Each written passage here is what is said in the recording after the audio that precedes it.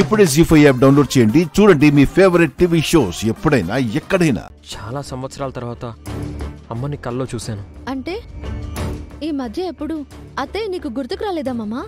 లేదు సీత, మా అమ్మ గుర్తు రానంతగా మా పిన్ని నన్ను పెంచింది.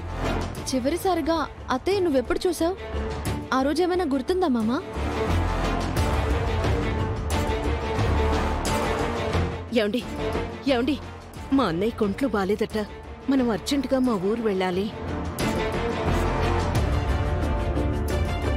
ఆ రోజు ఎవరికో బాలేదని అమ్మ కంగారుగా ఉంది. ఎక్కడికో వెళ్తానని డాడీతో చెప్పింది. డాడీ వద్దన్నారు, కానీ అమ్మ వెళ్తానంది. అప్పుడు పిన్ని కూడా పక్కనే ఉంది. నన్ను ప్రీతిని పిన్నికి అప్పగించి అమ్మ వెళ్ళిపోయింది. నేను రాత్రికంతా తిరిగొచ్చేస్తాను. అప్పటి వరకు నిన్ను చెల్లిని ఈ ఆంటీ చూసుకుంటుంది, సరేనా?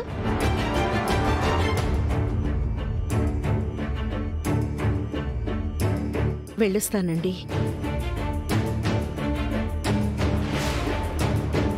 అంతే. ఆ తర్వాత అమ్మ తిరిగి రాలేదు. అమ్మ తిరిగి వస్తుందని చాలా రోజులు నేను ప్రీతి ఏడుస్తూనే ఉన్నాం. నెమ్మదిగా అమ్మని మర్చిపోయాం. మళ్ళీ నువ్వు వచ్చాక, అమ్మ ఫోటో హాల్లో పెట్టాక నాకు అమ్మ మెమరీస్ స్టార్ట్ అయ్యాయి. అమ్మ మళ్ళీ గుర్తుకొస్తోంది సీత. ఈరోజైతే అమ్మ కల్లోకి వచ్చింది. కళ్ళ ముందు లేని అత్తయ్య కళ్ళలో కనిపించడం మంచిదే కదా మామా? మనల్ని ప్రేమించే వాళ్ళు ఎప్పటికీ మనల్ని వదిలిపెట్టిపోరు. జ్ఞాపకాల రూపంలో మనతోనే ఉంటారు. సరే మామా, ఈ పాలు తాగు.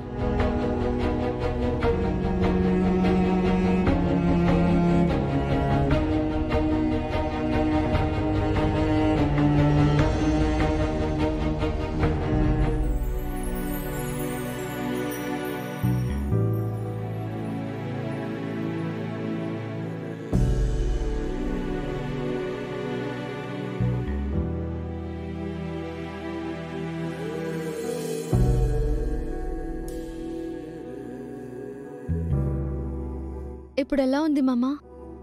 పర్లేదు సీత, ఫీవర్ కొద్దిగా తగ్గింది. మనం హాస్పిటల్లో అడ్మిట్ చేసిన ఆవిడ ఇప్పుడు ఎలా ఉందో? ఆవిడకేం కాదు మామా, తన గురించి నువ్వు వర్రీ అవ్వకు. ఈరోజు ఏదో డిస్కస్ చేయాలని డాక్టర్ చెప్పారు కదా? ఆవిడ గురించి అయ్యుంటుంది మామా. మనం డబ్బులిచ్చొచ్చాం కదా, బాగానే చూసుకుంటూ ఉంటారు. ఓసారి హాస్పిటల్కి వెళ్ళి ఆవిడ్ని చూసొద్దాం సీత. ఆవిడ స్పృహలోకి వస్తే తన వివరాలు తెలుస్తాయి కదా.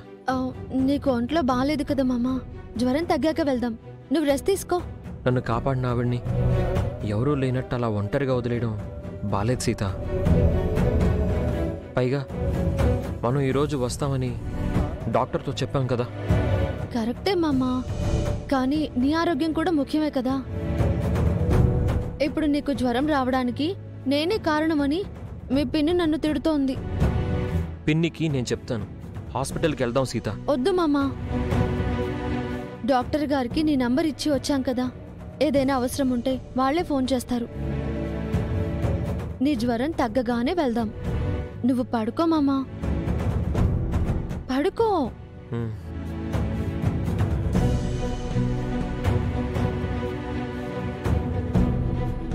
దేవుడా, మర్చిపోయిన అత్తయ్యను మామకు గుర్తు చేయగలిగాను. మామ మనసులో అత్తయ్య మీద ప్రేమను తీసుకురాగలిగాను. అలాగే అత్తయ్య ఎక్కడైనా బ్రతుకుంటే మాకు కనిపించేలా చేయి స్వామి.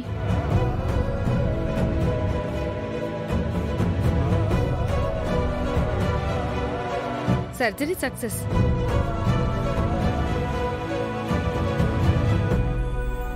మీకు ఒంట్లో బాలేదని చెప్పారు, ఇప్పుడు ఎలా ఉంది? I'm fine. మేము అడ్మిట్ చేసిన ఆవిడ డిశ్చార్జ్ అయ్యి ఆల్రెడీ వెళ్ళిపోయారు.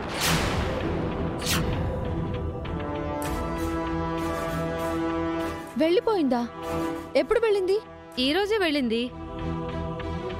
మాకు ఎందుకు ఫోన్ చేయలేదు? 4 days బ్యాక్ కాల్ చేశాను రామ్ గారు. ఎవరో లేడీ లిఫ్ట్ చేసి సుమతి గారి ట్రీట్మెంట్ విషయంలో ఇంట్రెస్ట్ లేనట్టుగా మాట్లాడి మమ్మల్ని ప్రొసీడ్ అవ్వమన్నారు.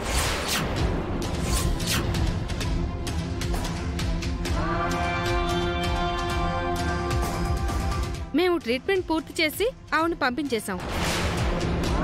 అలా ఇలా పంపించారు మేడం, మాకు మళ్ళీ ఫోన్ చేయాలి కదా. మీరు వస్తారని వెయిట్ చేశాం. పైగా మీ వారికి ఒంట్లో బాలేదని మేము డిస్టర్బ్ చేయలేదు.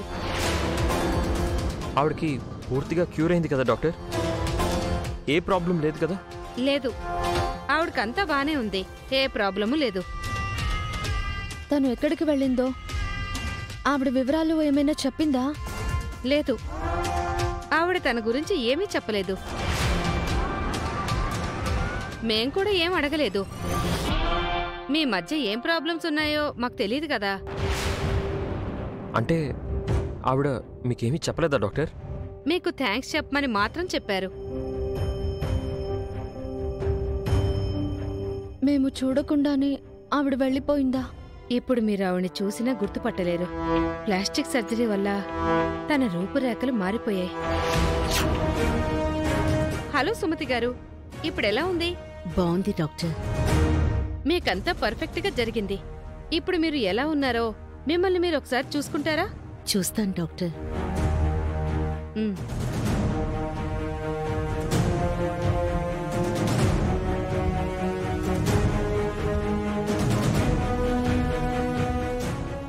చూడండి సుమతి గారు,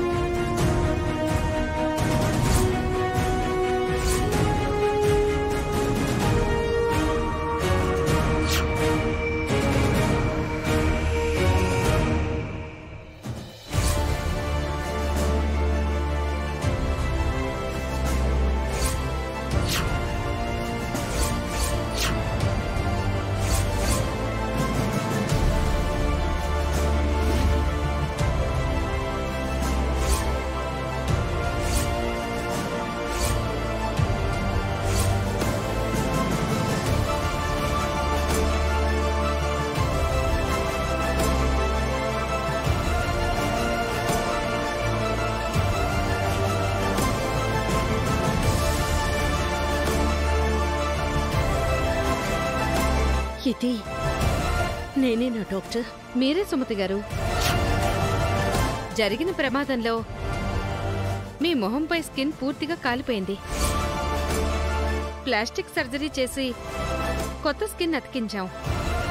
ఇది మీ కొత్త మొహం.